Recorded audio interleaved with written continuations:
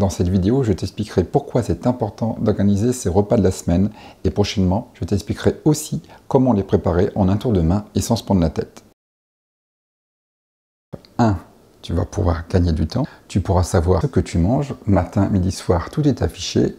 Gain de temps formidable étant donné que tu peux savoir aussi ce que tu peux décongeler pour le midi et le soir, tout est noté à l'avance. Deuxième point, organisation et efficacité. Comme tout est prêt à l'avance, il n'y a plus à chercher au moment de faire les repas, faire de la malbouffe ou faire livrer les repas. Tu sais exactement ce que tu vas faire au moment de faire tes repas. Et question organisation, n'oublie pas de consulter ton planning. Pendant que tu crées tes menus la semaine, on ne sait jamais ce que tu peux faire. Tu peux avoir des rendez-vous scolaires, aller chez le médecin ou tout simplement prévoir une sortie en famille, au cinéma. Donc dans ces cas-là, tu coches resto sur le menu. C'est tout aussi simple que ça. Et troisièmement, maîtriser le budget. Pour chaque menu de la semaine, je fais la liste des courses associées. Comme tu as un budget maîtrisé, tu as une liste maîtrisée, tu ne vas pas aller plus loin. Et si tu vas en supermarché, il faut faire attention. Si c'est au drive, c'est encore plus facile.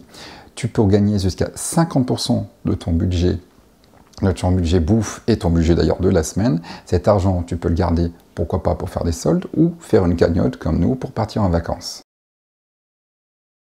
Mais ce n'est pas tout. Le menu de la semaine se fait aussi en famille.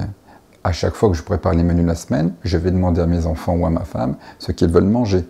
J'ai mes idées, je sais comment les préparer parce que j'ai l'habitude, mais avoir leur avis aussi très important. Par ailleurs, si tes enfants sont grands, moi j'ai un ado de 12 ans, tu peux les faire participer au menu de la semaine et à l'élaboration des repas. C'est pas simplement papa fait ses menus, papa fait à manger, c'est tout le monde. Les menus de la semaine apportent aussi un équilibre dans les repas. Lorsqu'on prépare à l'avance le menu, on va aller se sourcer dans une revue, dans un livre, et pourquoi pas sur le web, il y a quand même pas mal de recettes à disposition.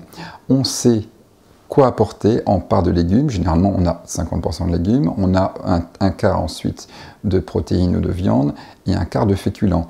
On ajoute à cela forcément l'eau, on a beaucoup de laitage, enfin beaucoup, entre 1 et 3 par jour, et beaucoup de fruits.